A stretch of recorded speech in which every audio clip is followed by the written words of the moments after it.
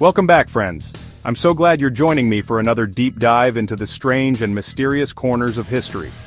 Today, I'm diving into one of America's most chilling and perplexing mysteries, the Winchester Mystery House, a place where fact and folklore blend into something truly unforgettable. Tucked away in sunny San Jose, California, this Victorian mansion isn't just a marvel of architecture, it's a living legend, full of secrets, sorrow, and spine-tingling tales. Its sprawling gardens and ornate towers seem to whisper stories of the past to anyone who visits. Let's rewind to where it all began, back in the 1800s when the seeds of this mystery were first planted. Sarah Lockwood Pardee, born in 1839, seemed destined for a comfortable life. She was bright, well-educated, and moved in the upper circles of New Haven, Connecticut. She married William Wirt Winchester, the heir to the Winchester Repeating Arms Company, the man behind the Winchester rifle, famously called the gun that won the West. Their union was the talk of the town, a match of wealth and promise. Imagine the weight of that legacy. The Winchester name was synonymous with innovation, but also with the violence of the American frontier. But fortune didn't bring happiness. The couple's life was soon overshadowed by unimaginable loss. In 1866, tragedy struck. Sarah and William lost their only daughter, Annie, to illness. The grief was overwhelming, and it left a permanent mark on Sarah's heart. Just 15 years later, Sarah became a widow when William died of tuberculosis. In the span of 2 decades, she lost her entire immediate family. Suddenly she was alone, but with a staggering inheritance, over $20 million back then, which would be $500 million today, plus daily income from the Winchester Company. She had more money than she could ever spend, but it brought her little comfort. Yet money couldn't quiet her grief. Sarah became increasingly reclusive, haunted by sorrow and searching for meaning in her losses. Desperate for answers, Sarah visited a spiritualist medium. Spiritualism was all the rage in the late 1800s, promising comfort to those mourning loved ones. The story goes, the medium claimed Sarah was haunted by the spirits of those killed by Winchester rifles. These restless souls, the medium warned, would never let her be at peace. The only way to escape their wrath? Move west and build a house that's never finished, with constant construction to confuse those restless souls. Sounds wild, right? But for Sarah, it was a lifeline, a way to channel her grief and guilt into something tangible. So, in 1884, Sarah packed up and moved to California.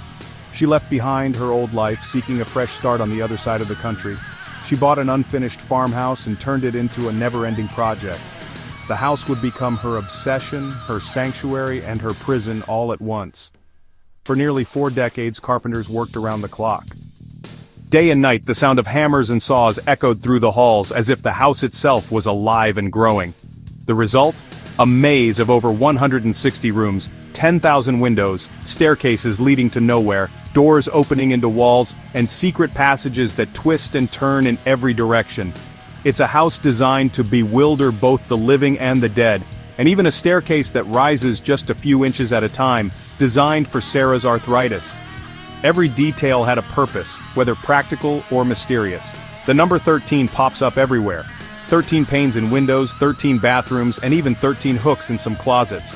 13 candles on chandeliers. She was obsessed. Some say it was to ward off evil, others think it was simply a quirk of her troubled mind. But was it all for the ghosts, or was it a way for Sarah to keep her mind occupied, to distract herself from the pain of her past? Or was Sarah just trying to make sense of her grief one nail at a time? Nobody knows for sure.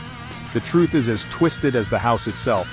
What's certain is that when she died in 1922, construction stopped instantly. The house, once alive with activity, fell silent overnight. Workers downed their tools, leaving them embedded in the walls, a frozen moment in time.